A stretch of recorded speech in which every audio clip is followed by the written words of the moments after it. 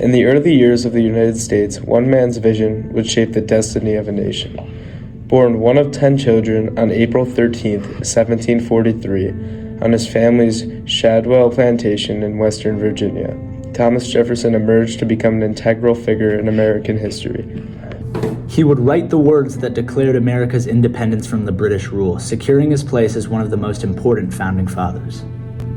As an anti-federalist, Jefferson advocated for a limited federal government and the rights of individual states. He founded the Democratic Republican Party and served as its first Secretary of State under President George Washington.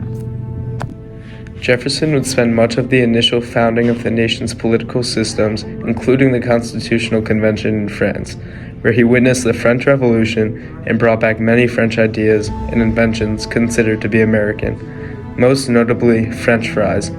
Because of his diplomatic skills, he would become the first U.S. Secretary of State in Washington's cabinet.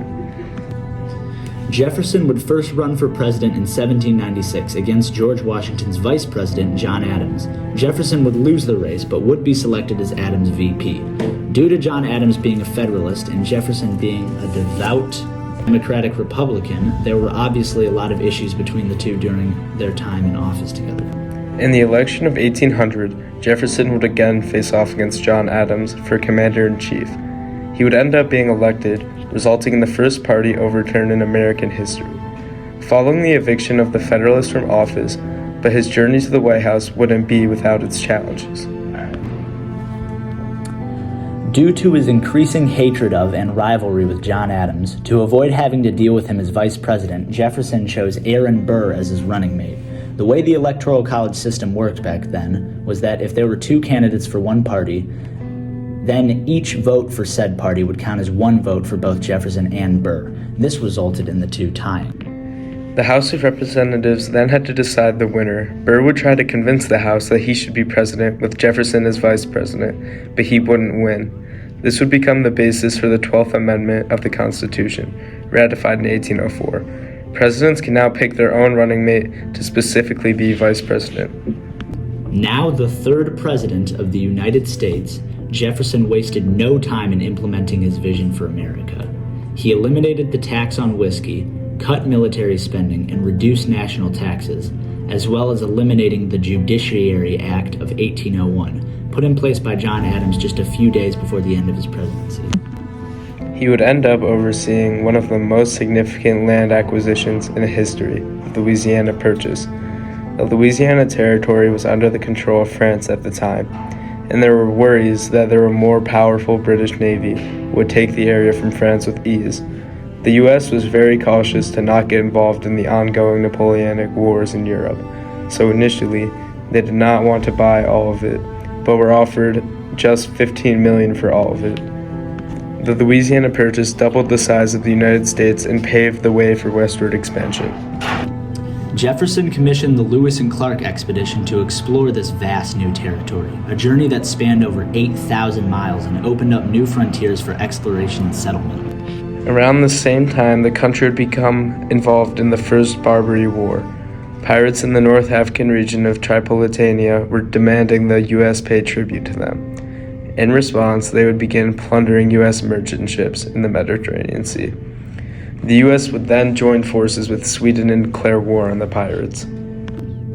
However, Jefferson's presidency was not without its controversies. The infamous duel between Aaron Burr and Alexander Hamilton sent shockwaves through the nation, leading to Burr's total political downfall, which had already been rising since his presidential campaign to the House of Rep. In 1804, Jefferson would be nominated by Republican congressmen to compete for a second term. This time he'd run against Federalist candidate Charles C. Pinckney.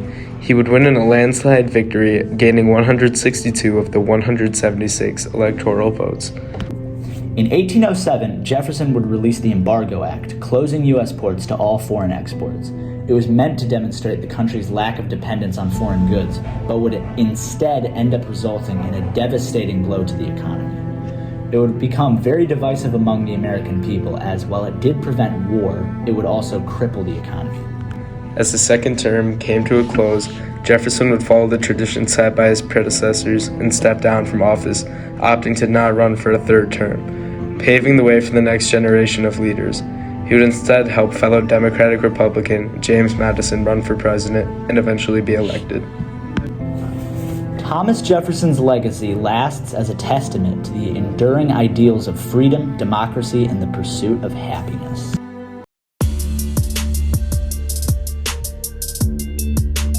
Yo, check it out. Let's rap a bit about a deal so big you can't omit. Louisiana purchased Jefferson's feet, doubling our land you can't beat. Hold up, let me drop some facts. Napoleon's move, sealing the pact. 15 million in cash, that's his score. But Jefferson's gamble left him wanting more. New Orleans to prairies wide, expansion dreams can't be denied. Jefferson's vision, bold and grand, with Louisiana purchase we expand. So here we stand on this new terrain, a nation's growth can't contain. Let's raise a toast to this deal so grand, Louisiana purchase in freedom's land.